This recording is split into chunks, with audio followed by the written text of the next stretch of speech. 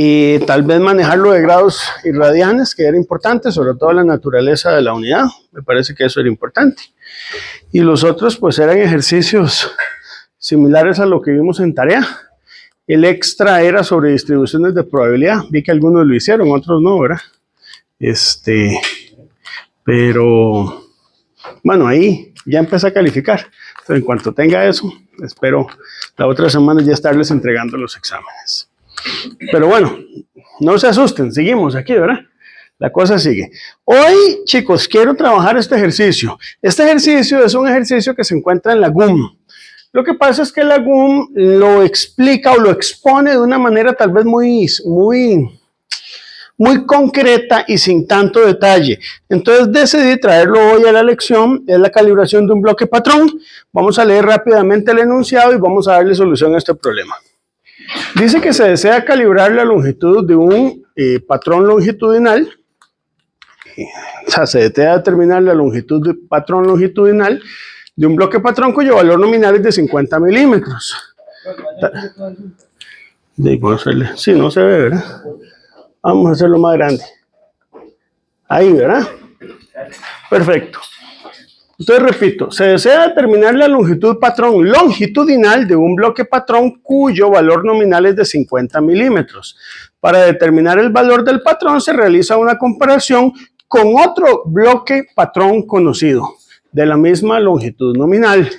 En la comparación de los dos bloques se obtiene directamente la diferencia entre sus longitudes a partir de esta relación, donde el índice sub S, que está aquí, se refiere justamente al patrón. S viene del inglés standard, que es patrón, y el que no tiene subíndice, pues justamente es la longitud del bloque sujeto a calibración, donde aquí lo que estamos obteniendo justamente es una diferencia.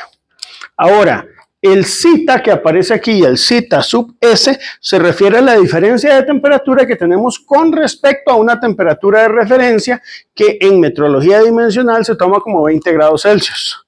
Entonces, es un tema más de notación. Ahora,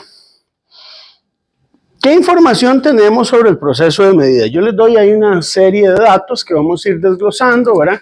Certificado, la media aritmética, errores aleatorios, comparador, coeficientes de dilatación térmica. Entonces lo que vamos a ir haciendo es tomando cada una de estas incertidumbres que están aquí.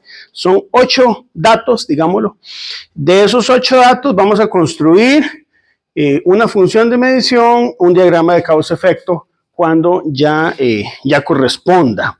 Entonces el requerimiento aquí es, sabiendo que el mensurando se define como L, la longitud L del bloque a calibrar, vamos a escribir la función de medición respectiva despejando de la ecuación 1 el mensurando y simplificando la expresión de manera que no quede ningún cociente, ¿verdad?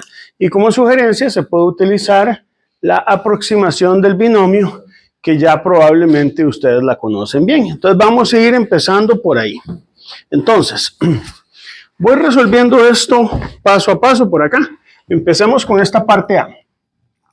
Entonces, lo primero que vamos a hacer es definir el mensurando. ¿Quién es el mensurando?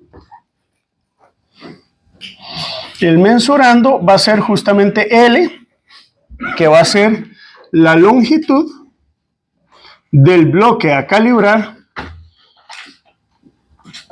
Y por lo que ustedes pudieron ver en el examen de ayer, es importante definir la temperatura, que son 20 grados Celsius. Ese es el mensurando. Vamos ahora con la función de medición. La función de medición, como lo dice el enunciado, podemos determinarla a partir de aquí, ¿verdad? Entonces voy a reescribir la ecuación que les presenté, ¿verdad? Y de aquí lo que vamos a hacer es despejar el valor de L. Entonces voy a despejarlo de manera paso a paso. La GUM no lo tiene despejado. Paso a paso, da nada más la respuesta, pero la idea es verlo paso a paso. Entonces lo primero que hacemos es enviar este término a sumar y enviamos a dividir el 1 más alfa zeta. Ahora eso es lo primero.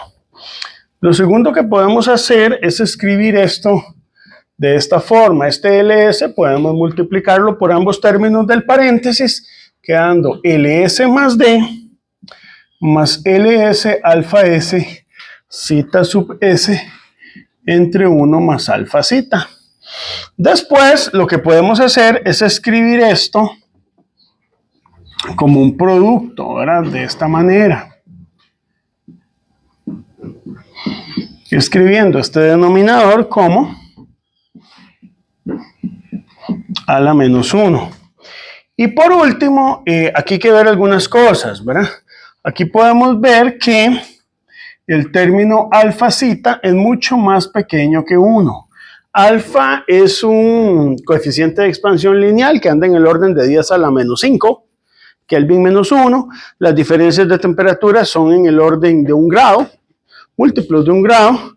Entonces este término anda en el orden de 10 a la menos 5 adimensional más 1. Esto se puede aplicar a aproximación de binomio. Entonces esta es una de las condiciones que tenemos. Entonces, ¿qué quiere decir? Que por ejemplo aquí el término 1 más alfa zeta a la menos 1 es aproximadamente igual a 1 menos alfa zeta. ¿Estamos de acuerdo con eso, verdad? ¿Qué quiere decir eso? Que por ejemplo esta longitud se podría entonces escribir ya aproximadamente, es una aproximación, pero es casi igualdad, chicos. Es casi igualdad, ¿verdad? Se puede escribir como 1 menos alfa zeta. Vamos ahí, aplicando la aproximación de binomio. Una vez que tenemos la aproximación de binomio, puedo multiplicar estos dos paréntesis, ¿verdad? Entonces vamos a desarrollar esto con cuidado. Si me lo permiten, voy a sustituir, como somos ingenieros, usamos a veces tiendo a abusar un poquito de la notación. Esto que dice aproximadamente igual, prácticamente es un igual. ¿Está bien? Entonces dejémoslo como un igual para efectos de la aproximación. Y vamos a ir multiplicando término por término. LS por 1, D por 1, esto por 1, y luego este por alfa zeta, D por alfa zeta y LS alfa S zeta S por alfa zeta. Entonces si desarrollamos el producto, nos queda así. Menos. Y ahora tenemos L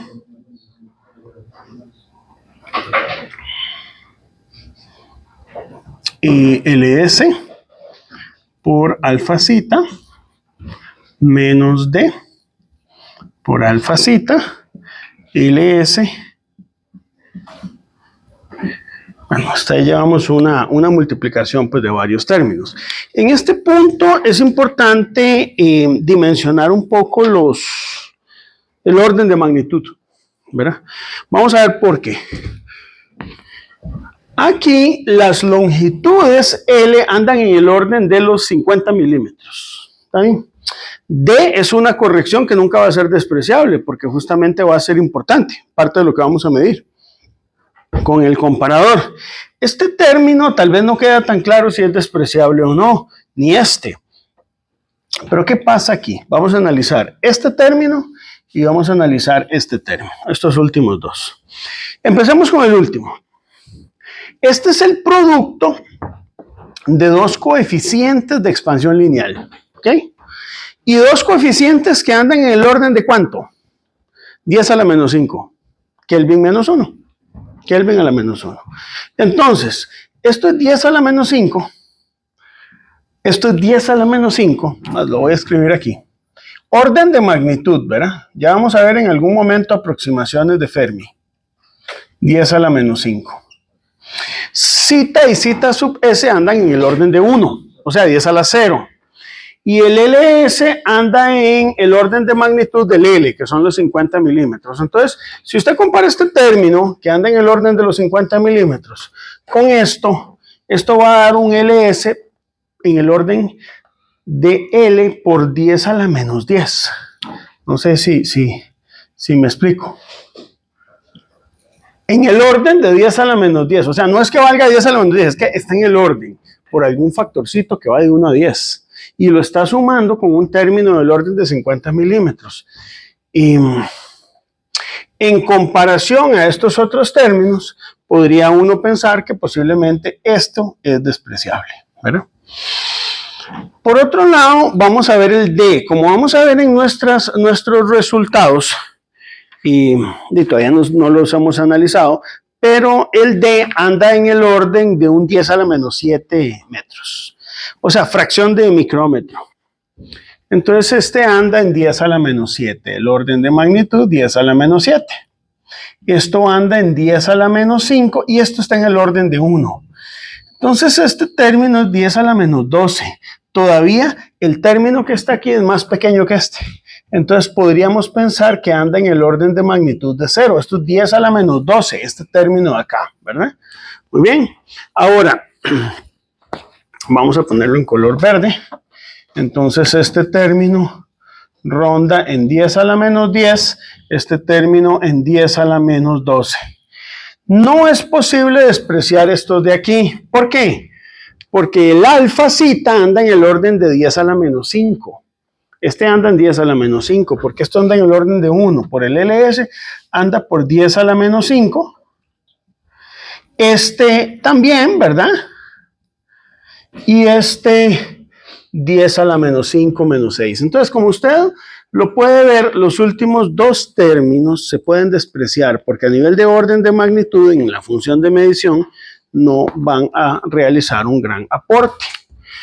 Ahora, aquí preguntas que usted se puede hacer. Bueno, y si no los desprecio. Bueno, si no los desprecio, si no desprecian esos términos, van a estar utilizando términos que no te aportan gran cosa a la función de medición. Y de parte de lo que estamos aquí en esta clase es para ver cómo podemos simplificar el modelo, ¿verdad? Entonces, elimino los últimos dos términos. De aquí extraigo un factor común. Me queda LS más D más LS por alfa cita, alfa S, cita S, menos alfa por cita, ¿verdad? Entonces ya tengo un modelo pues un poco más simplificado, ¿está bien? O sea, esto que tengo aquí es el esfuerzo que yo he hecho para poder, definiendo el mensurando como L y estableciendo una función de medición, tener esto como función de medición. Ahora, yo podría haber tenido esto como función de medición, esta original. Sí, es un poquito más difícil de tratar, pero lo puede hacer. ¿Pudiste haber tomado esto como función de medición? Sí, sin embargo, esta función es más conveniente porque tiene una mejor linealidad e incluye únicamente los términos que van a ser importantes dentro de nuestro modelo. Muy bien, vamos a definir lo siguiente. Vamos a definir delta cita, esto es una definición, como cita menos cita sub S. Y vamos a definir delta alfa como alfa menos alfa sub S, es decir, es la diferencia tanto de cita como del coeficiente de expansión lineal con respecto al patrón. Entonces de acá yo podría escribir el cita sub S como cita menos delta cita y el alfa como alfa S más delta alfa. Parece algo bastante arbitrario, pero eso puede ser conveniente.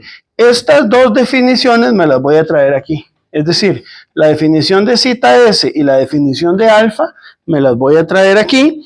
Y por lo tanto, entonces la función de medición me queda de esta forma. Hay una razón por la que uno es importante que estudie este ejercicio en un curso serio, digamos, de análisis de incertidumbre. Y es que este ejemplo se usa mucho para efectos de validación de métodos. Entonces, es bastante famoso dentro del mundo metrológico, ¿verdad?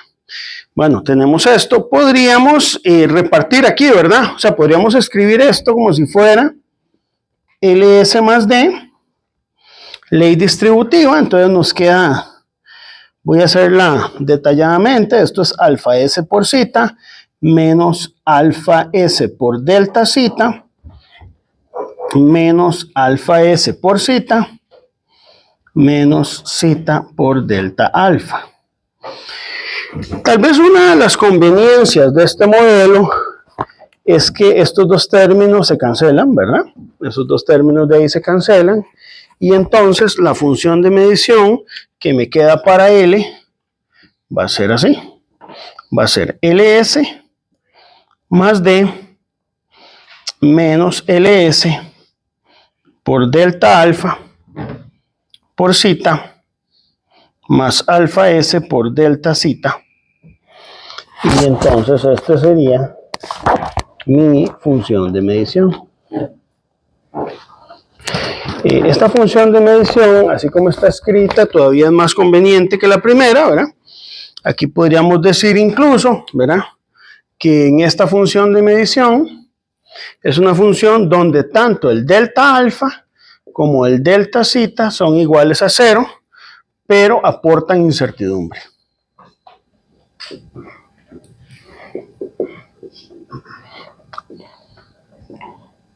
¿Okay?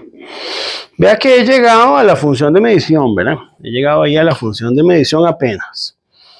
Vamos a hablar de un tema en este momento que yo creo que es importante. Después de un primer parcial de análisis de incertidumbre, ya ustedes están preparados para escuchar lo que voy a decir.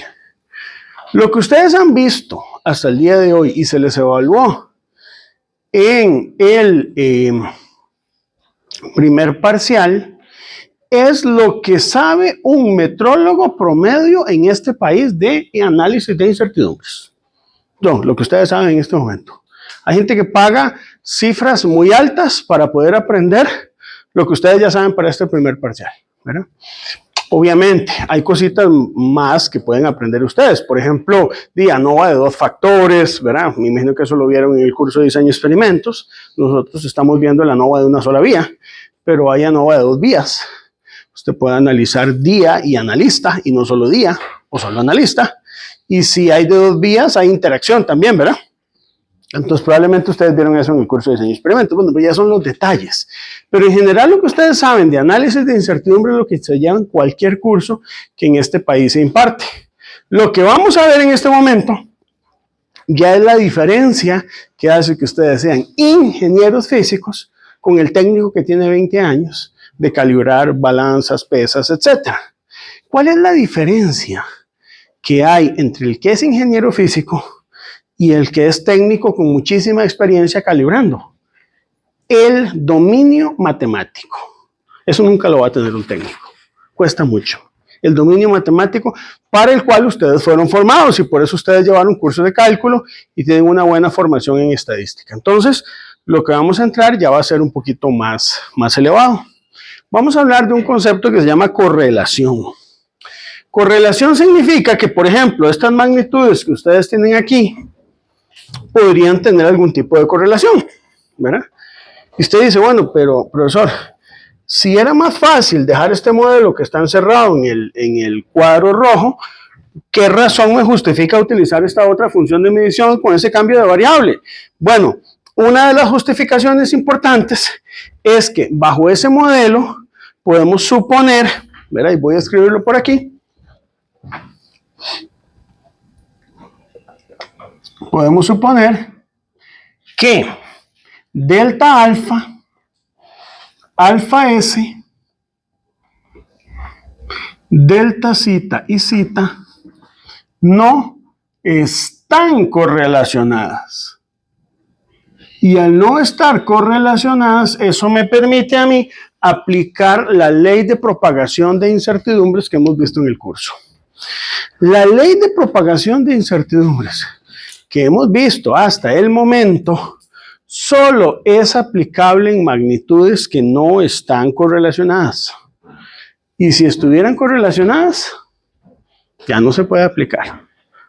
Hay otra versión de la ley de propagación de incertidumbres que hay que aplicar. No la vamos a ver hoy, pero existe una versión completa que incluye esos términos cuando existe correlación, ¿verdad? Y vamos a estar hablando del tema de correlación. Entonces, tal vez como nota, les voy a decir esto, si el L se expresara en términos de zeta, zeta sub S, alfa y alfa sub S, que es lo que tenemos aquí, en la ecuación en color rojo, ¿verdad? Sería necesario incluir la correlación entre zeta y zeta sub S y entre alfa y alfa sub S. Eso es importante, porque si nosotros, que lo podemos hacer, posiblemente lo vaya a preguntar tal vez en alguna tarea, no sé, la tarea 4, y eso estoy viendo a ver si la incluyo o no, no lo he decidido. Si nosotros trabajáramos esta función de medición, en vez de esta, que está en color verde, empiezan a aparecer correlaciones. ¿Por qué? Porque las diferencias de temperatura entre el patrón y el bloque sujeto a calibración están correlacionadas entre sí, igual que los valores de los coeficientes de expansión lineal.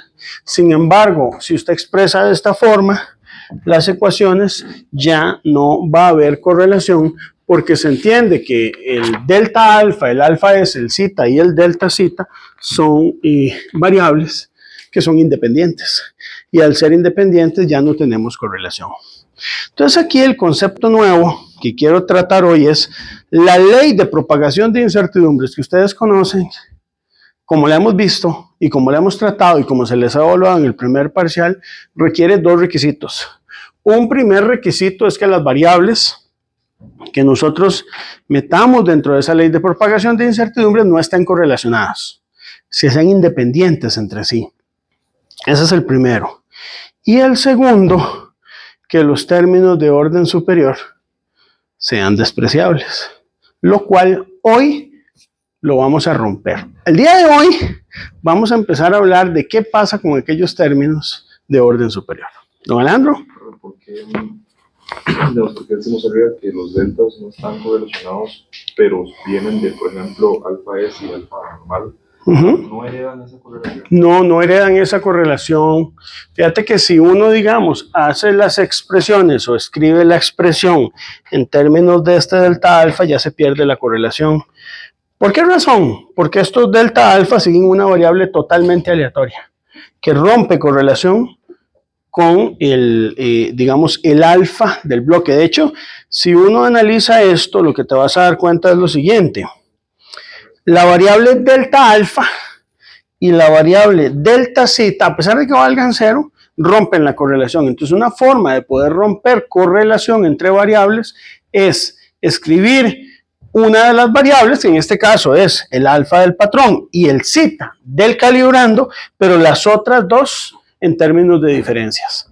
Esa es una técnica que, digamos, plantea la GUM. Justamente esto está en el ejemplo 1 de la GUM, para poder eliminar esa correlación, ¿verdad? Más adelante vamos a ver un poquito más por qué. Porque de momento puede parecer un poco oscuro y un poco arbitrario, pero esa es una de las formas que usamos para poder eliminar la correlación. ¿Y estos deltas, o sea, no son medibles? Son diferencias establecidas que las tomamos como cero, pero que aportan incertidumbre. A ver, eso es como cuando usted tiene la deriva de un instrumento de medida. Usted no hace corrección por deriva, podría hacerla.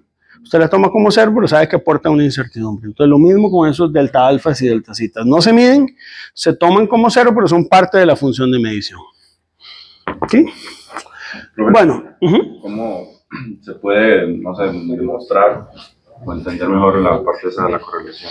Vea, ese es todo un tema. Sí. Eso es todo un tema. Porque para la correlación necesitamos tener que calcular correlaciones. Entonces, ya en su momento, posiblemente ya en la próxima lección, vamos a ver cómo es que se calculan correlaciones entre variables. Hay varias formas de hacerlo. Hay una forma que se puede hacer de manera experimental. O sea, usted llega y grafica una variable con otra y establece una correlación. Y la otra es a través de una función común entre ambas.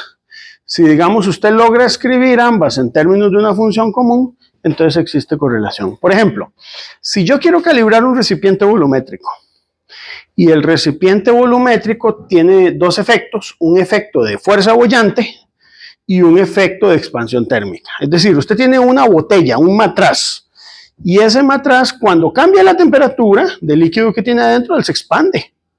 Pero también puede haber un efecto por fuerza boyante, porque cualquier cuerpo que se encuentre en el aire, en la atmósfera, de una fuerza boyante asociada al aire.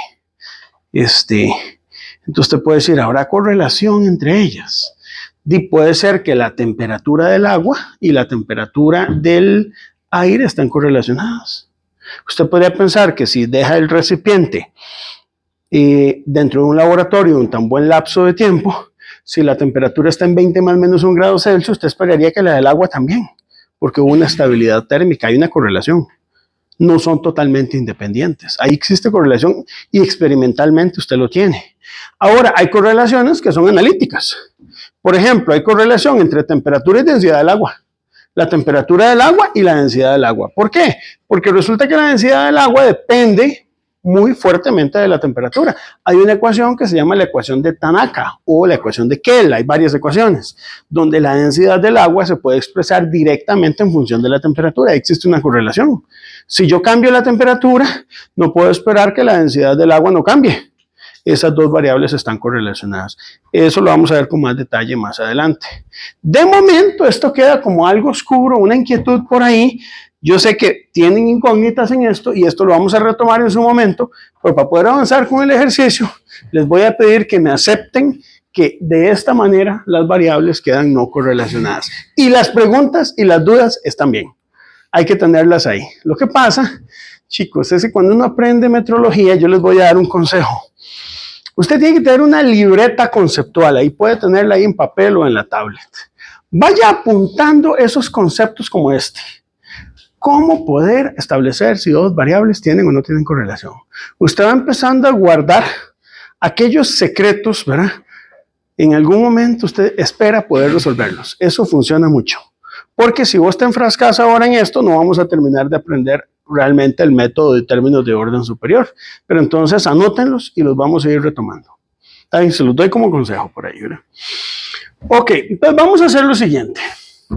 Vamos a escribir, vamos a ver que la función de medición va a depender de varias variables. Es LS, D, alfa S, zeta, delta alfa, delta zeta, y va a ser LS más D menos LS por delta alfa por zeta más alfa S por delta zeta. Esta loquera es la función de medición. Esa loquera que está ahí, ¿verdad? Ahora, en el enunciado, que bueno, no lo estoy proyectando ahorita porque lo pueden ver, yo les doy a ustedes lo siguiente. Les doy alguna información. Hay información que va a ser supuestos del modelo y otra que viene justamente de las mediciones. Lo primero que vamos a suponer para calcular la tercera parte, que sería el mejor estimador, es irnos a los datos que nos da justamente el problema y que están asociados a lo que conocemos del mensurando, ¿verdad? Entonces, para este mejor estimador vamos a suponer que tanto el delta alfa como el delta zeta valen 0.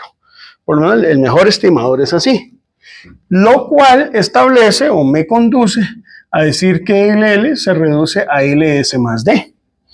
El LS es un dato que se nos da en el problema y el D se obtiene del promedio de mediciones utilizando un comparador de bloques.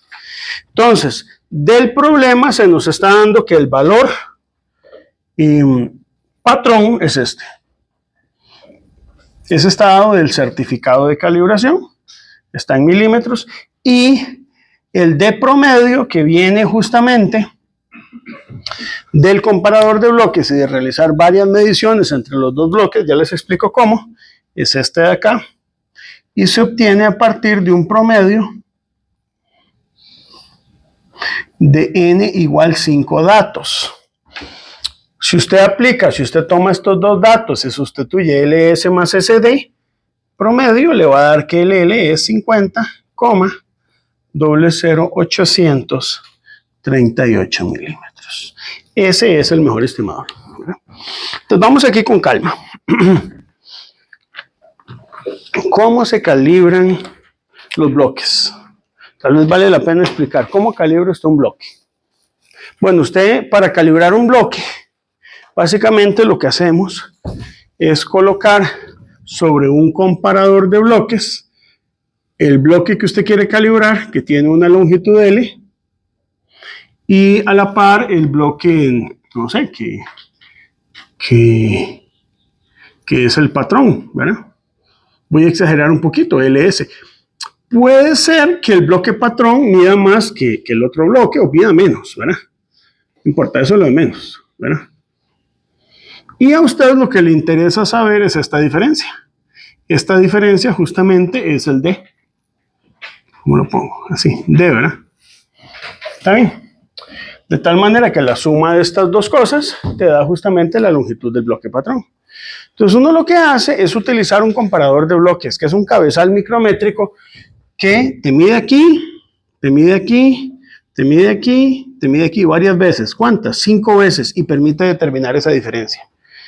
Esa diferencia es como una especie de error, nada más que es el negativo del error, se llama diferencia, ¿verdad?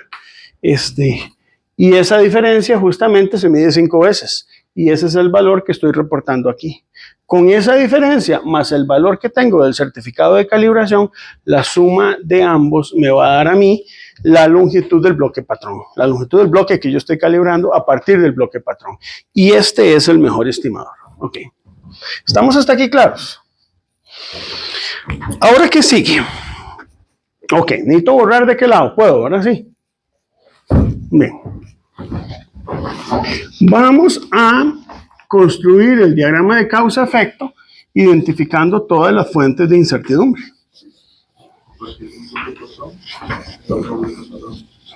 Uh-huh.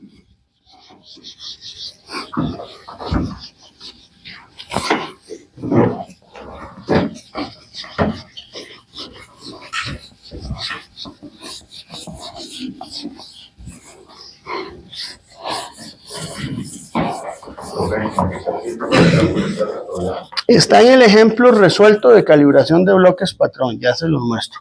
Yo el ejercicio lo transcribí a la carpeta, pero si usted tiene la GUM por ahí, no para indicar, tráeme la GUM, cualquiera.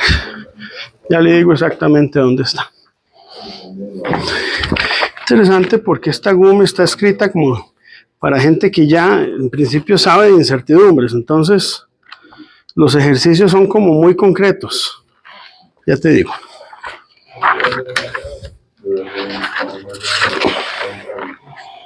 Está en el H1, chicos, calibración de bloques de patrón longitudinales. Este es justamente el ejercicio. Por supuesto, toda la deducción, Gabriel, que hicimos del modelo de medida, la GUM solo pone el resultado. O sea, le dice usted cuál es la función, aquí, y de ahí medio brinca a hacer este paso y le dice que ese es el resultado. Pero de la deducción completa sí la estamos viendo por acá. Pero es esto, básicamente. Muy bien. Ejemplo H1 de la GUM, lo pueden ver por ahí. Vamos a la identificación de fuentes de incertidumbre, chicos.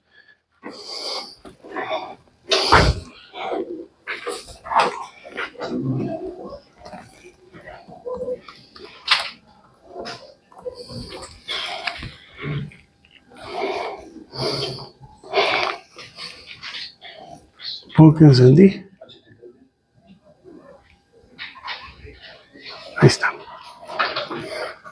Ok, ¿cómo estamos hasta aquí, chicos? ¿No hay preguntas? ¿Puedo hablar de este lado? ¿Ya? Bueno, está bien. Bueno, damos chance ahí.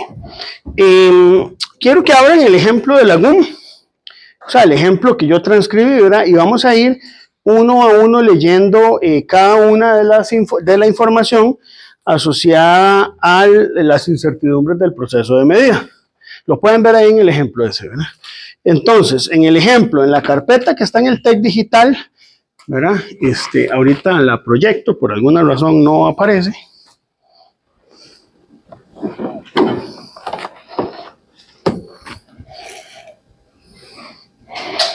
No sé qué pasó. Bueno, ahorita aparece ahí, la pueden ver. Entonces, bueno, detrás de lo que escribí en pizarra por ahí, lo primero que ustedes pueden ver es que dice, de acuerdo con el certificado de calibración, la longitud del bloque patrón es de 50,00623 milímetros a 20 grados Celsius, con una incertidumbre expandida de 0,075 micrómetros, precisando que ha sido obtenida utilizando un factor de cobertura K igual 3. El certificado especifica que el número de grados de libertad de la incertidumbre estándar que ha permitido obtener la expandida es de 18 grados. Entonces vamos a ir construyendo el diagrama para la identificación de las fuentes de incertidumbre. Entonces, aquí vamos a tener la longitud del patrón y empezamos con el patrón, que sería LS. LS entonces tiene una incertidumbre por calibración que se nos dice que es de 0,075 micrómetros, que sigue una distribución normal con un factor de cobertura K igual 3. Y esa sería la fuente de incertidumbre que está asociada. Es bueno indicar los grados de libertad. Nos están diciendo que los grados de libertad asociados a esta fuente de incertidumbre son 18. Muy bien. Ahora, vamos al segundo dato. Se nos está diciendo que la media aritmética de las 5 observaciones repetidas de la longitud entre el bloque desconocida y la longitud patrón es de 215 nanómetros, que fue lo que utilizamos aquí. La variabilidad de D se determina a partir de la desviación estándar mancomunada, la cual es de 13 nanómetros y está basada en la variabilidad de 25 observaciones repetidas e independientes. Es decir, probablemente se realizó un análisis de varianza. De ese análisis de varianza se obtuvo una desviación estándar histórica, y de esa desviación estándar histórica, entonces tenemos aquí una segunda fuente de incertidumbre asociada al D, que tiene que ver con la desviación estándar histórica de ese D, que es de 13 nanómetros. Aquí estoy partiendo del hecho de que ya manejamos bien las unidades de medida. Entonces sabemos que 1000 nanómetros te da un micrómetro y que 1000 micrómetros te da un milímetro. Entonces eso no voy a perder tiempo en eso porque yo espero que ya ustedes lo sepan, ¿verdad? Entonces, esto está basado en, aquí esto es muy importante, porque digamos, la incertidumbre mancomunada está basada en 25 datos. Por lo tanto, el número de grados de libertad asociados son 24. Son 24 datos que son los que vienen de la NOVA. Sin embargo, el promedio con base en el cual calculé este 215 nanómetros, no es de 25 datos, porque es un promedio a futuro. Es decir, yo hice mi validación y en una futura calibración, que es la que estoy analizando en este momento, estoy tomando solo 5 datos. Entonces, el N es igual a 5, ¿se acuerdan? Como en el último parte del problema de ayer del examen. Usted puede hacer una validación y sacar una media mancomunada, pero si usted va a utilizar esos datos en una futura medición, no utilizamos un N de 25, por ejemplo, para calcular la desviación estándar experimental de la media, sino el N de la muestra respectiva. ¿Está bien? Ok, seguimos. El tercer dato nos dice a nosotros que el certificado de calibración del instrumento para comparar L con LS indica una incertidumbre debida a errores aleatorios de 0,01 micrómetros, con una probabilidad del 95% sobre la base de 6 mediciones repetidas. Entonces, nos hablan a nosotros de una fuente que denominamos efectos aleatorios del comparador, del sistema que estoy utilizando para medir la diferencia entre los bloques, y me dicen, voy a escribirlo así, 0,01 micrómetros. Podría escribir 10 nanómetros, es lo mismo, ¿verdad? A un 95%, con N igual 6, porque me dicen que está basada en 6 mediciones, y entonces eso afecta aquí como una distribución normal, y voy a llamar a esta fuente de incertidumbre, le voy a llamar D1, por darle un nombre, y vamos a saber que el número de grados de libertad asociado a esto son 5 porque está basado en 6 mediciones. Muy bien, pero además, en este comparador, me dice el dato siguiente, estoy leyendo el 4, dice que el certificado dice que también la incertidumbre del comparador debido a errores sistemáticos, ya no aleatorios, sino sistemáticos, es de 0,02 micrómetros para un nivel de 3 sigma. 3 sigma son 3 desviaciones estándar y puede considerarse una fiabilidad de un 25%. Entonces resulta que tenemos una tercera fuente de incertidumbre asociada a lo que llamamos los efectos sistemáticos. Muy bien. Del comparador. Vean que hasta el momento es lo mismo que hemos hecho en el primer parcial, ¿verdad? ¿Cuánto? Más menos 0,02 micrómetros. Pero nos están hablando que esta es una distribución normal con un K igual 3, porque son 3 sigma, o sea, 3 desviaciones estándar. Aquí, ¿qué es lo importante? Cosas que ya ustedes saben. Voy a llamar a esta fuente de incertidumbre D sub 2. Pero el punto importante aquí es cuántos grados de libertad tiene. Entonces, los grados de libertad que yo voy a asociar aquí van a ser 8 grados de libertad. ¿Por qué 8 grados de libertad, muchachos? Porque como es un 25% de fiabilidad, un medio de 0.25 a la menos 2 me da 8. Eso ya saben calcularlo, ¿verdad? Que fue lo que vimos justamente en la tercera tarea. Ok, esas son las 3 fuentes de incertidumbres asociadas a D. Ok, seguimos. Dice que el coeficiente de dilatación térmica del bloque patrón viene dado como A sub S 11.5 por 10 a la menos 6 Kelvin menos 1, con una incertidumbre representada por una distribución rectangular con límites de más menos 2 por 10 a la menos 6. Entonces, aquí el alfa sub S, se me está dando un error máximo. Un error máximo. Me dan el valor del alfa, pero me dan un error máximo que es de más menos 2 por 10 a la menos 6. Voy a escribirlo así, Kelvin menos 1, ¿verdad? Que esto sigue una distribución rectangular. No me dicen los grados de libertad. No se sabe. Voy a suponer, y esto es suposición porque no tengo información, la GUM no lo dice, que el número de grados de libertad probablemente es infinito y eso podemos evaluarlo después. Digamos que tengo bastante confianza en esa información. A veces no se tiene la información y hay que evaluar si es necesario conocer esos grados de libertad en alguna de las contribuciones del modelo. Pero de momento, si quieren, pongámoslo así con un asterisco indicando que esto posiblemente haya que revisarlo en algún momento. Entonces usted lo anota en la libretita que yo le estoy pidiendo a usted. De las cosas por aprender, las cosas, a ver, usted en la carrera debería ir tomando notas de cosas que a usted le parecen raras. Yo voy a darles ejemplos de mi caso personal. Monopolos magnéticos. Ahí me dijo mi profesor de física 3 que los monopolos magnéticos no existen o que son tan raros que básicamente usted puede escribir la segunda ecuación de Maxwell, ¿verdad? Como nabla.b igual 0. La divergencia del campo magnético es 0. Nunca les ha parecido como que hay gato encerrado ahí. O sea, si usted llega y se encuentra un monopolo magnético bajo su cama, ¿cómo tendría que reescribir las ecuaciones de Maxwell? ¿Y cuál sería la unidad de medida en el sistema internacional para poder medir una corriente de monopolos? Eso va para la próxima tarea, pensar un poquitico en las unidades de medida. Los ingenieros tenemos que aprender a pensar también. A veces queremos solo hacer y calcular y construir, pero a veces también hay que pensar un poquito. Bueno, vamos con la siguiente variable. La siguiente variable que tenemos dentro de la función, vea que voy con estas variables de aquí, ¿verdad? Ya tengo el S, D y alfa S. Ahora sigue zeta, delta alfa y delta zeta. Bueno, las voy a escribir aquí. Nos falta zeta, nos falta, voy a escribir aquí delta alfa y nos falta delta zeta, ahí están. Entonces vamos a ver, en cuanto a zeta, que es básicamente la diferencia de temperatura respecto a 20 grados Celsius, se nos da la siguiente información, dice, en cuanto a la desviación de temperatura del bloque patrón, el registro del banco de calibración indica que es de 19,9 más menos 0,5 grados Celsius.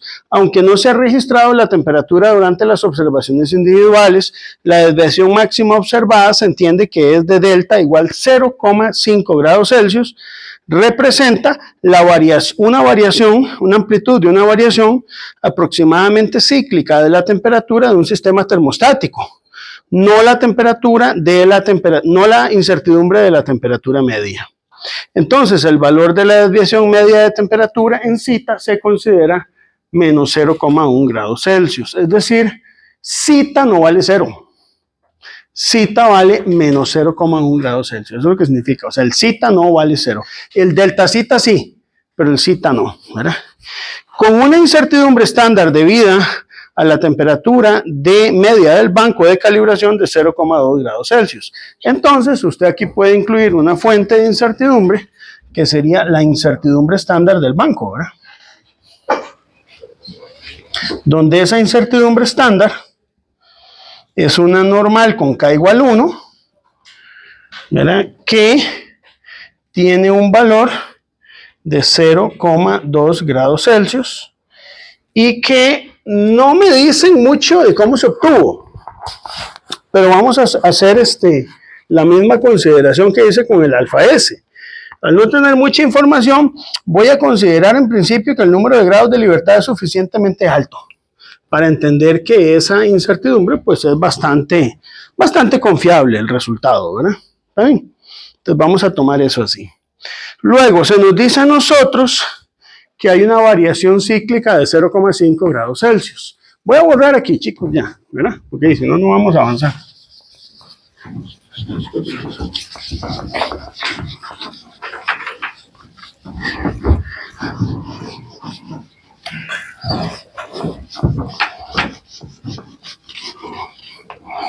Muy bien, entonces tenemos una variación cíclica de 0,5 grados Celsius.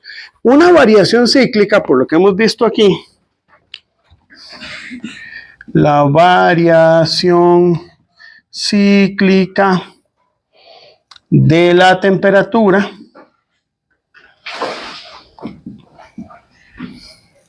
de la sala de medida o del laboratorio, no sé, es de más o menos 0,5 grados Celsius. Como es cíclica, una forma de poder trabajarla es una distribución tipo U, ¿verdad? Entonces voy a tomarla como una distribución U. Bueno, ustedes me entienden, ¿verdad? Una distribución U. Y esto, en principio, vamos a tomarlo con un número de grados de libertad suficientemente alto porque no tengo nada que me hable de la confiabilidad. Este es el valor, la incertidumbre asociada al valor promedio de zeta, y este es un delta, que podemos tomarlo como 0, ¿verdad? Donde este valor promedio de zeta es menos 0,1 grados Celsius. Bueno, eso es lo que tenemos, ¿verdad? Vamos con el alfa, el delta alfa y el delta zeta. Entonces, la diferencia entre los coeficientes de dilatación térmica se define como alfa menos alfa S. La variabilidad estimada de los coeficientes de dilatación térmica en el delta alfa es de más o menos 1 grado Celsius, con idéntica probabilidad de que tome cualquier valor dentro de dichos límites. Suponga que esa variabilidad se considera fiable al 10%. Por otro lado, el delta alfa es 0. Entonces ya usted sabe que esto vale 0. Tanto el delta alfa como el delta zeta pueden valer 0. Pero entonces, aquí lo que vamos a hacer es considerar un error. Y ese error es de más o menos 1 por 10 a la menos 6 Kelvin menos 1 rectangular dentro del delta alfa. ¿Y cuántos grados de libertad? Como se me está diciendo que tiene una fiabilidad de un 10%, los grados de libertad que vamos a tener aquí van a ser 50. ¿Estamos de acuerdo? ¿Por qué, verdad? ¿Ay? Eso ya lo hemos visto, ¿verdad? Por pues los grados de libertad asociados a un medio de 0,1 a la menos 2. Y por último, el delta zeta. El delta zeta se nos dice a nosotros que es zeta menos zeta sub 0 y que se supone que el bloque patrón y el bloque de calibración están a la misma temperatura, pero puede existir una diferencia de temperatura entre ambos con igual probabilidad de estar comprendida en el intervalo de menos 0,05 Celsius a más 0,05 Celsius. Se supone una fiabilidad del 50%.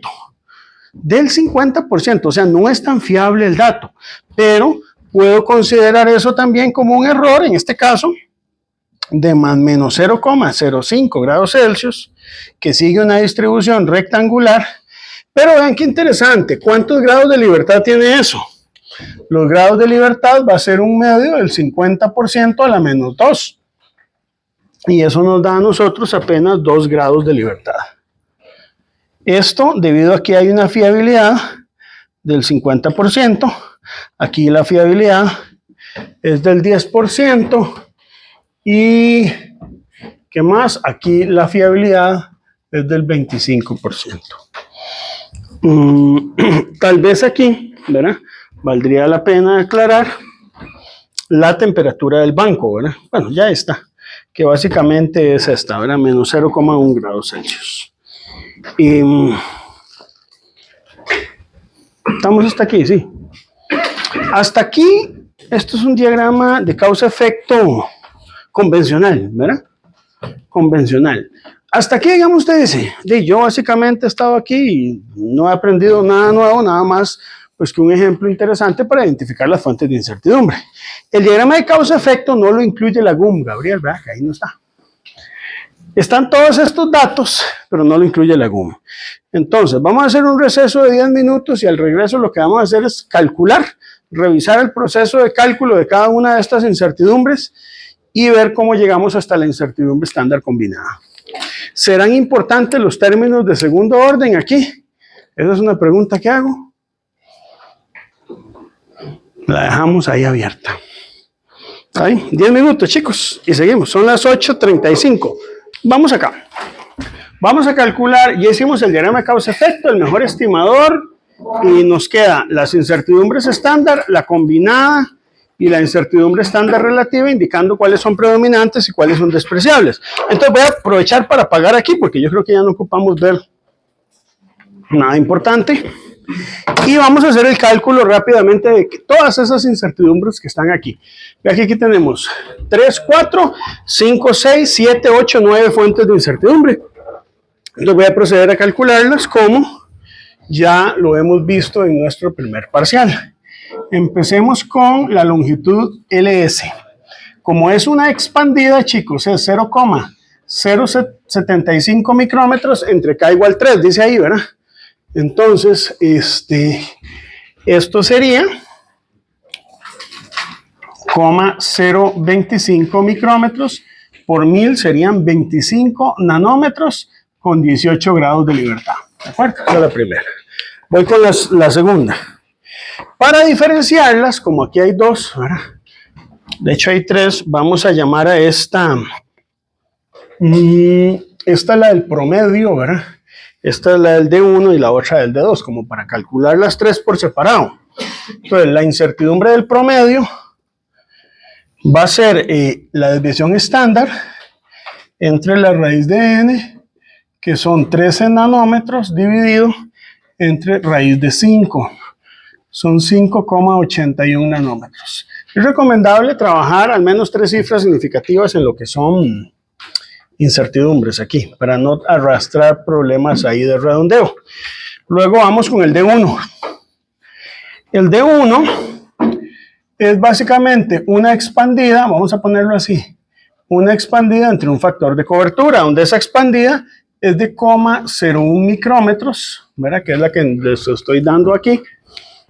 Pero vean que esto, como son 5 grados de libertad, si fuera una distribución normal, el factor de cobertura sería 1,96, ¿cierto? A un 95%. Pero es una T de student porque tiene 5 grados de libertad. Entonces, en una T de student, si usted lo busca en la tabla o en la función T de student, es 2,57. Aquí para aclarar, vamos a hacerlo así. Vamos a decir que este 2,57 viene de la T de student al 95%, lo buscan en la tabla ahí, 5 grados de libertad. La tabla está en la GUM, Gabriela, ahí la puede ver usted. Me parece que está antes del ejemplo 1. Ahí está la tabla de la T de student, o si no la saca con la función de la T de student. Esto nos da 3,89 nanómetros con 5 grados de libertad, y la incertidumbre del D2, que básicamente son 0,03 micrómetros entre 3, nos da 6,67 nanómetros por 1000, verá, con 8 grados de libertad. Usted puede agarrar estas tres incertidumbres y sacar una única incertidumbre para D, que sería la del promedio, la del D1, la del D2, y son 9,66 nanómetros. Muy bien. Quiero que vea algo. Vea que esta suma es geométrica. La incertidumbre más alta es 667, pero es bastante distinto a haber hecho una suma aritmética, ¿verdad? Evidentemente. Vamos con alfa S. La incertidumbre del alfa S no tiene mucho misterio. Es una rectangular que es 2 por 10 a la menos 6 Kelvin menos 1 entre raíz de 3, que es 1,15 por 10 a la menos 6 Kelvin menos 1. La incertidumbre del zeta tiene dos componentes. Una que es debido al promedio del zeta y otra debido a este delta que está aquí. Entonces voy a calcularlas así. La primera es 0,2 grados Celsius. Chicos, aquí es importante, como es un K igual 1, es ella misma. Es U entre K igual 1. Es una expandida entre un K igual 1. Y la del delta, que básicamente es 0,5 grados Celsius. Vean que es una distribución U. Entonces, por lo que ya habíamos visto en el primer parcial, cuando la distribución es cíclica, es U, se divide entre raíz de 2, es el semi-intervalo entre raíz de 2. ¿Se acuerdan de eso ahora? ¿Está bien? Para una cíclica, que es tipo U. Y esto nos da 0,354 grados Celsius, de tal manera que la incertidumbre de zeta, que es la suma de esta más esta, nos da como resultado 0,407 grados Celsius. Ok, estamos hasta ahí, ¿verdad? ¿Está bien? Ya casi terminamos, nos faltan solo estas dos, chicos. Entonces voy a usar un poquito aquí del espacio, voy a escribirlas acá para verlas desde el diagrama. Es la incertidumbre del delta alfa, que es 1 por 10 a la menos 6 Kelvin menos 1 entre raíz de 3. Entonces aquí típicamente se escribe así, de esta forma, ¿verdad? Con 50 grados de libertad, dijimos, ¿verdad? 50 grados de libertad. Ese es el nu. Y la incertidumbre del delta zeta, que es 0,05 grados Celsius entre raíz de 3, que es 0,0289. Aquí voy a hacer una aclaración que no es muy obvia, pero las incertidumbres en grados Celsius y en Kelvin son iguales. Ayer en el examen se les hizo a unos un enredo, ¿verdad? Porque resulta que el error de indicación del termómetro podían expresarlo en Celsius o en Kelvin, y es igual, no había que sumar 273,15, no hacía falta porque era una diferencia. Ya en Kelvin, si usted quiere, lo puede pasar a milikelvin porque no existe, o sea, no es que no existe, pero no se usa el miligrado Celsius. ¿Estamos hasta aquí, chicos? ¿Puedo borrar el diagrama de causa-efecto o alguien está? Ya, perfecto. Borramos el diagrama porque ocupo la pizarra. Entonces, digamos que hasta aquí, yo no sé si usted es consciente de lo que ha aprendido, pero estudiarse este primer ejemplo de Lagún, chicos, hay gente que paga cientos de dólares para que se lo expliquen, ¿verdad? Usted ya lo sabe, ya lo entiende. Lagún, pues hace todos los cálculos de estas incertidumbres estándar, ¿verdad? Y ahora vamos a calcular la incertidumbre estándar combinada. De momento, pequemos de inocentes. Digamos que los términos de segundo orden no los vamos a calcular. Digamos, para calcular algo. Después vemos los de segundo orden. Pero usted sabe en el fondo de su corazón que usted se está mintiendo, ¿verdad? Que hasta que no calcule los términos de orden superior no sabemos si son despreciables o no. Pero bueno, vamos a calcular de momento la incertidumbre estándar combinada así, irresponsablemente.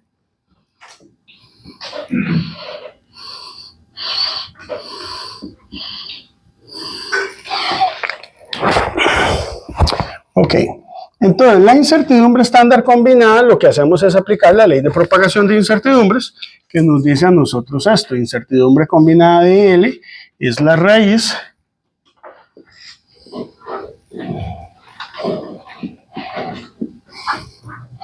aquí sí les pido paciencia porque esto requiere un montón de álgebra escribirlo ahora, pues un montón de variables. Uy, perdón, chicos, voy a apagar esto.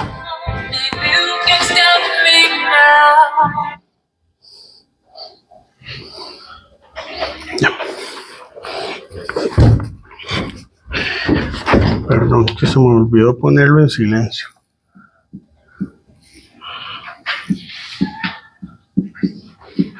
Ajá.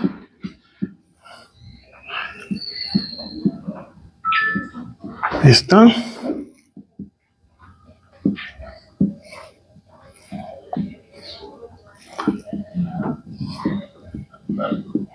O sea, uno escribe esto y hasta aquí. No sé si a ustedes les pasa. ¿En qué momento está metido usted aquí, verdad?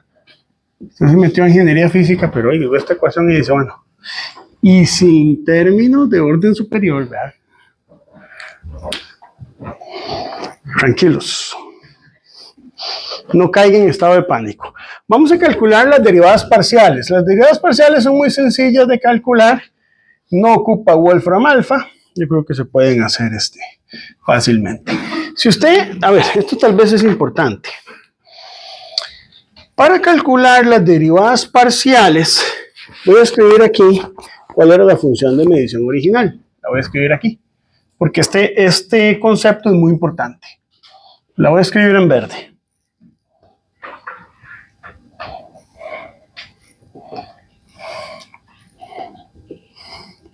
Usted dice, profe, ¿por qué usted dice que es 1? Si le falta este término. ¿Y porque cuáles son los mejores estimadores de delta alfa y delta zeta? 0. Entonces queda 1. ¿Está bien? ¿Todos claros? Porque en la derivada parcial vos la calculas y la sustituís con los valores de delta zeta y delta alfa. Vamos con D. Con D, la derivada parcial me dio 1 también, pero eso es muy obvio, ¿verdad? Luego, la derivada parcial con respecto a alfa S, vamos a tener un poquito de cuidado para calcularla. Aquí esto es un alfa S, me faltó el S, ¿verdad? Ahora sí. Entonces, ahora sí, con respecto a alfa S, tenemos lo siguiente, es menos LS por delta zeta. Pero como el delta zeta es 0, este término desaparece. Delta L con respecto a zeta, vamos a ver, es menos LS por alfa por delta alfa. Y este 0 porque delta alfa es 0.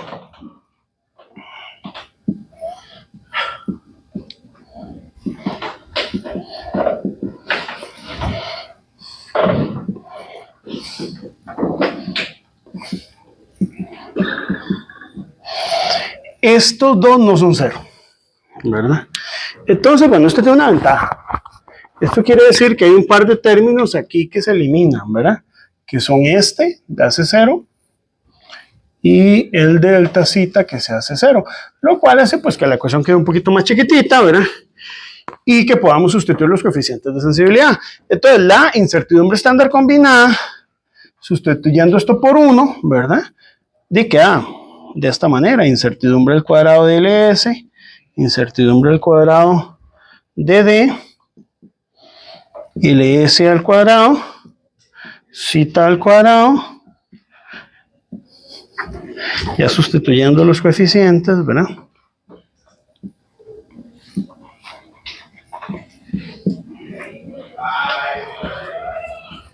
Listo, ahí está. Con eso sustituimos los valores que obtuvimos de cada una de las incertidumbres estándar. Entonces aquí son todas en nanómetros. Entonces voy a escribirlo así. Son 25 al cuadrado más 966 al cuadrado, que es lo que obtuvimos ahí. Más, aquí iría 50 por 10 a la 6 al cuadrado. El 10 a la 6, chicos, es porque son 50 milímetros. Y hay que pasarlo por 10 a la 6 para que me queden nanómetros. Por menos 0.1 cuadrado por 0.577, que es la incertidumbre del delta alfa, por 10 a la menos 6 al cuadrado, más 50 por 10 a la 6 al cuadrado, por 11.5 por 10 a la menos 6 al cuadrado, por 0.0289 al cuadrado. Todo esto entonces, para respetar el uso correcto del SI, escribimos las unidades aquí afuera, nanómetros, ¿verdad? Si usted calcula cada componente por separado, o sea, porque estas son contribuciones, para poder dimensionarlas le queda así. La primera, 25 al cuadrado. La segunda, 966 al cuadrado. La tercera, si usted la calcula con cuidado, es 289 al cuadrado. Y la cuarta, 16,6 al cuadrado. Las hice así para, y para ver cuáles pueden ser importantes y cuáles no. Esto está en nanómetros para uso del SI. Y ya la raíz de la suma de los cuadrados te da 31,66 nanómetros. ¿Qué pasa aquí? Antes de seguir con el cálculo de la expandida, es bueno ver lo siguiente. ¿Cuál es la componente que más predomina?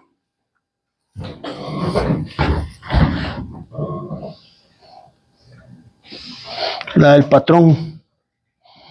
Esa es la que más predomina. Vean que de los, redondeamos, 32 nanómetros, 25 se deben al patrón. ¿Y eso es bueno o malo? Bueno, eso es bueno.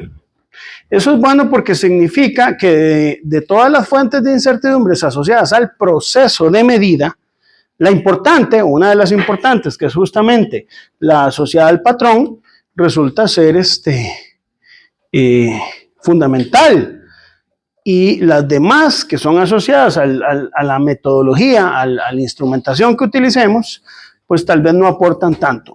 No estoy diciendo que sean despreciables, pero no aportan tanto.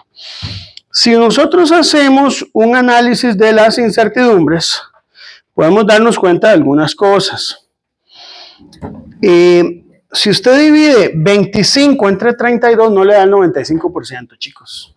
Es decir, no es la única fuente de incertidumbre relevante. Ustedes se acuerdan que para que las fuentes de incertidumbre sean relevantes, usted necesita que la despreciable, la más pequeña, esté por debajo del 0.3% o el 0.3, el 30% de la incertidumbre combinada, ¿se acuerdan? ¿Estamos de acuerdo con eso? Usted agarra la más chiquitita. ¿Cuál sería la más chiquitita? Esta de aquí, la de 289. Y la divide entre 32 y le da menos del 30%. Entonces, esta es despreciable. La incertidumbre asociada a este término que está aquí, del delta alfa, resulta que es despreciable. ¿Verdad? ¿Está bien? Pero las otras dos no lo son. Ni esta no son despreciables, no despreciable. O sea, si usted llega y realiza el análisis, a ver, recordemos cómo se analiza el análisis, cómo se hace el análisis. Usted agarra la incertidumbre más pequeña, la divide entre esta, le da menos de 0.3, esa es despreciable. Ahora, agarramos esta y la que sigue, 966, 289 y la sumamos geométricamente. Después, ¿qué hacemos? Divide, combina, y resulta que ya esa no podemos decir que es del todo despreciable. Entonces, realmente la única despreciable es la de 289. La del patrón predomina, pero realmente tenés tres incertidumbres que predominan, ¿verdad? Entonces, el cálculo correcto en esto va a ser el siguiente, ¿verdad? Digamos, si usted lo que quiere es reportar y la longitud, que ya nos había dado 50,000838 milímetros, la incertidumbre estándar se podría escribir así, chicos, esto se podría escribir así, vean. 0,000032 milímetros, así se puede escribir porque uno la reporta con dos cifras significativas. Pero meter muchos ceros de repente tal vez no sea tan bonito. Entonces, una opción que uno hace para reportar la incertidumbre estándar es escribirla en nanómetros, así queda la respuesta. Ese es el valor de la longitud del bloque con su respectiva incertidumbre estándar en nanómetros. Esa es la incertidumbre estándar. ¿Cuál sería la incertidumbre estándar relativa? Agarrar esta incertidumbre, dividirla entre L, y si lo dividimos, esto nos da 6,4 por 10 a la menos 7. Esa sería la incertidumbre estándar, ¿ok? Y justamente del bloque patrón, ¿verdad? ¿Ok? Ahora, puede ser que nos interese no exactamente la incertidumbre estándar, sino la expandida. Y para definir la expandida, o para calcular la incertidumbre expandida, tenemos que definir una probabilidad de cobertura. Entonces vamos a proceder a calcular la incertidumbre expandida con una probabilidad de cobertura de un 99%. ¿Por qué 99%? Bueno, porque me dio la gana, puede haber sido otra. Por ejemplo, en metrología industrial se tiende a usar mucho 95.45%, pero vamos a usar un 99%. Entonces, retomando, esto se llama como incertidumbre estándar relativa. Esta, la de aquí, 6.4. Y la que dice 32 nanómetros es la incertidumbre estándar combinada. Vamos a calcular la incertidumbre expandida.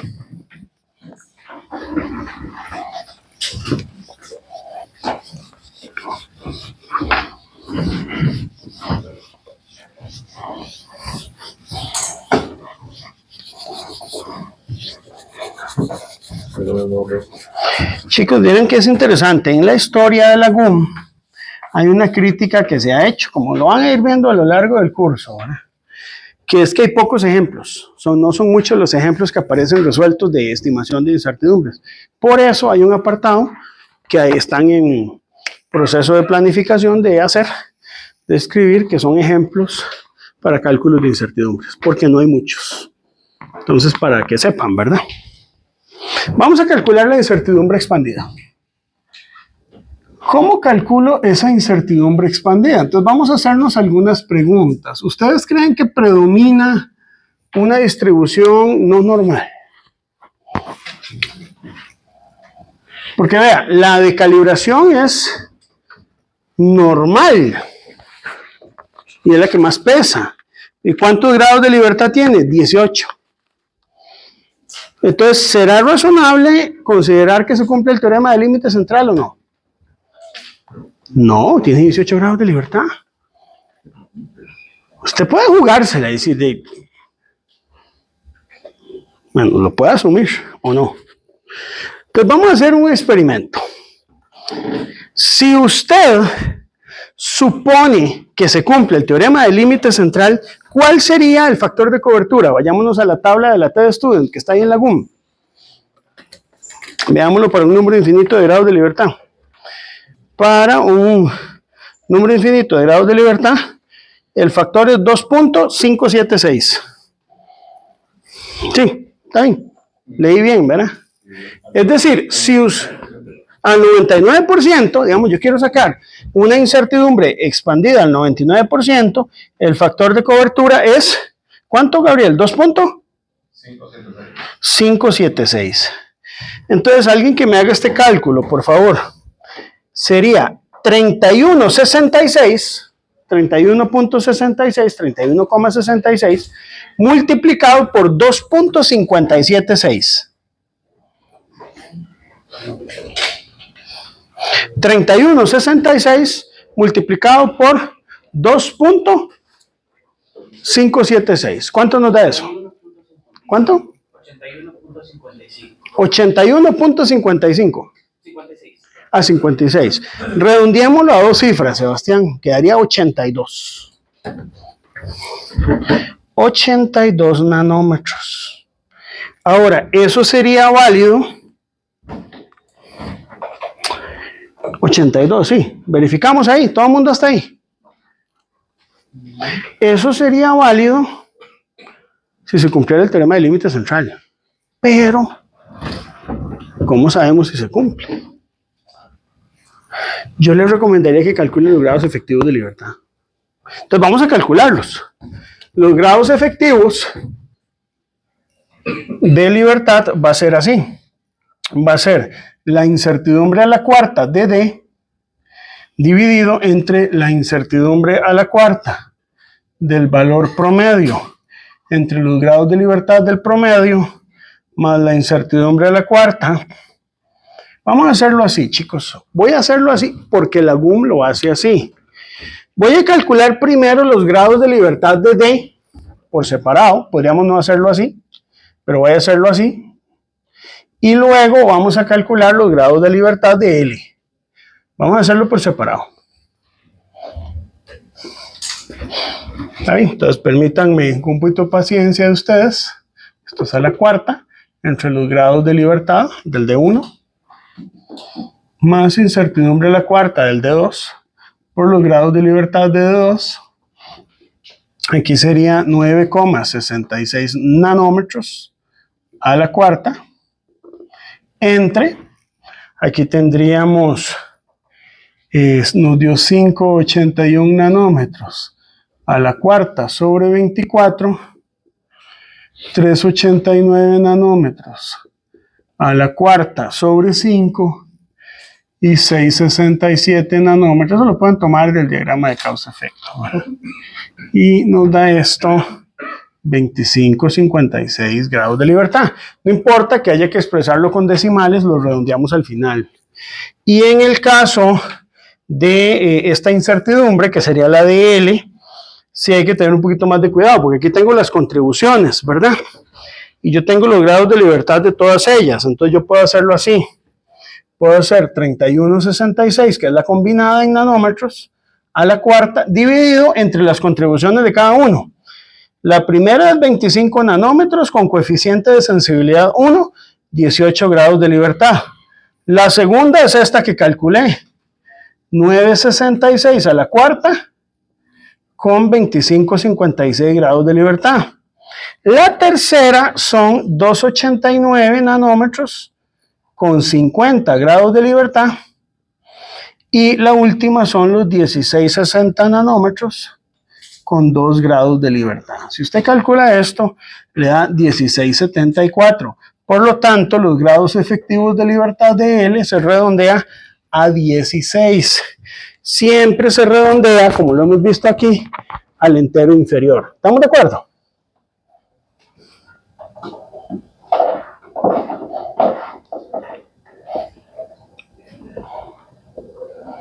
Se redondea al entero inferior. 16 grados de libertad. Alejandro, ¿se cumple el teorema del límite central? Bueno, vamos a ver. Entonces vamos a hacer lo siguiente. Para una probabilidad del 99%, Gabriel, fíjese en la tabla, va a ver que el factor de cobertura lo puedo obtener como una T de student al 99% con 16 grados de libertad. Lo puedes ver ahí, ¿verdad? 2,92 da el factor de cobertura, ¿sí? Con ese factor de cobertura, entonces ahora calculo la incertidumbre expandida. La notación que yo voy a usar es esta, para que nos vayamos acostumbrando. Para el primer parcial yo usaba U mayúscula para la expandida. Vamos a usar U sub 99 para indicar que es al 99% de probabilidad de cobertura. Y es el factor de cobertura, que es 2,92, multiplicado por 31,66 nanómetros, eso nos da 92,45 nanómetros, pero yo debo redondear a dos cifras significativas, entonces me queda 95 nanómetros, ¿ok? Si hubiéramos supuesto el teorema del límite central, nos da 82, y no, mejor calcule los grados de libertad, no hay que ser irresponsable, ¿verdad? Entonces, de ahí mejor los vamos a calcular. Entonces, la respuesta sería que la longitud del bloque patrón queda 50,3 ceros, aquí inconsistencia decimal, 838 más menos 0,000093 milímetros. Hay que indicar el factor de cobertura, que es 2,92. Hay que indicar la tipo de distribución, es una T-student, una distribución T, así se le llama, o T-student, pueden ponerle, ¿verdad? Con 16 grados de libertad, G de L es grados de libertad, y hay que indicar la probabilidad de cobertura, que en este caso es un 99%. Siempre que usted reporta un mensurando con su respectiva incertidumbre expandida, repito, debe reportar tres cosas. El factor de cobertura, que en este caso es 2,92, el tipo de distribución de probabilidad, T con 16 grados de libertad, y la probabilidad de cobertura. Además, podríamos también, voy a escribirlo por aquí, calcular la incertidumbre expandida relativa. No hay problema, usted puede calcular la expandida entre L, voy a ponerle aquí 99, y eso es dividir la incertidumbre entre L, y se podría expresar de esta manera. Una de las cosas que la GUM nos dice justamente en este ejemplo es que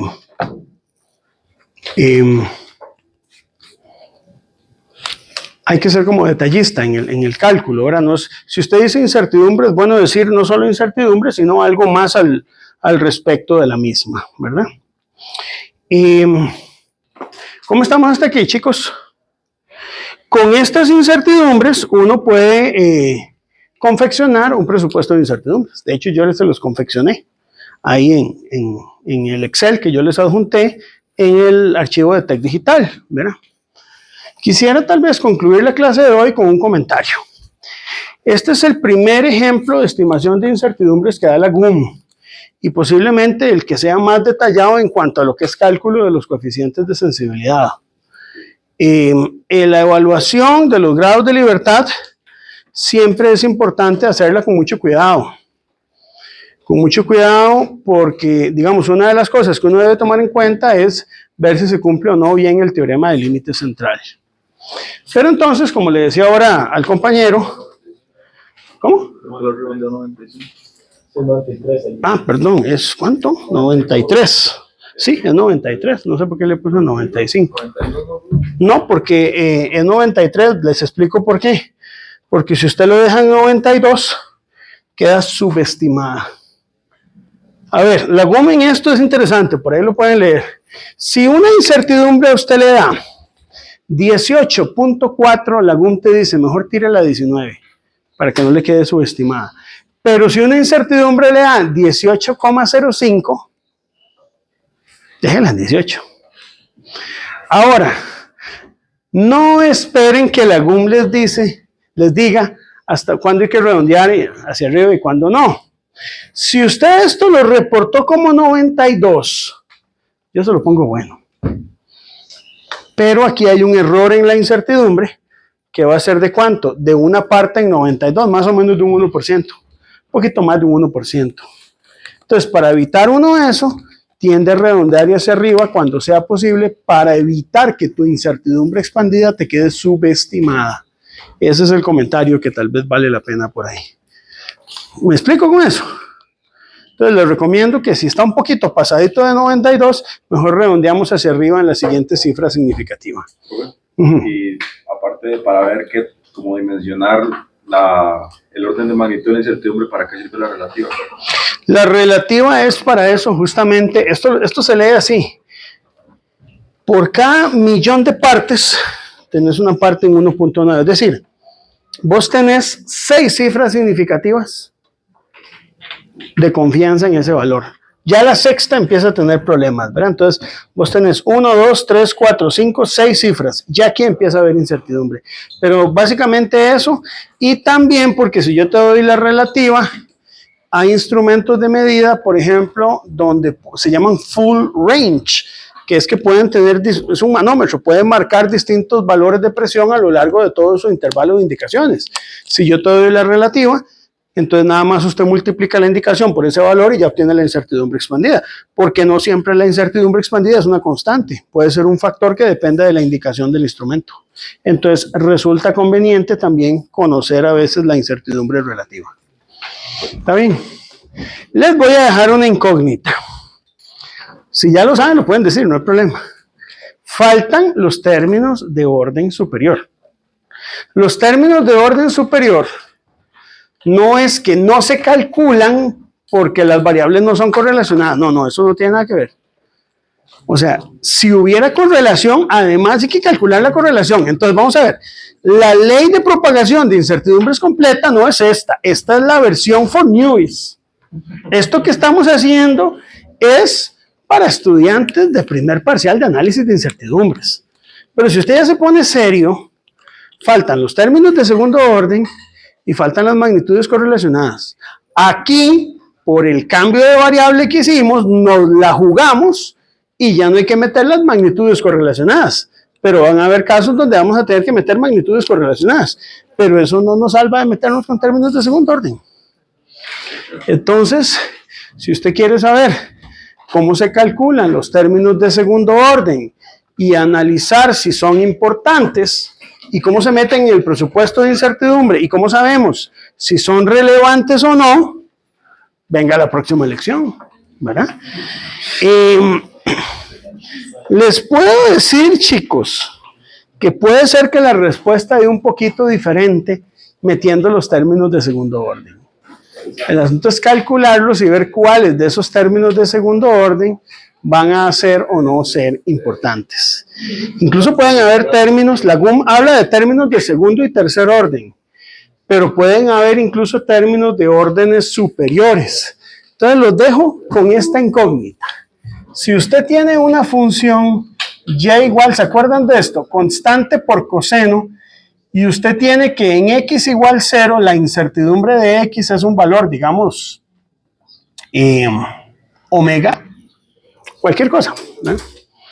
Resulta que si usted aplica la ley de propagación de incertidumbre, no puede calcular la incertidumbre así.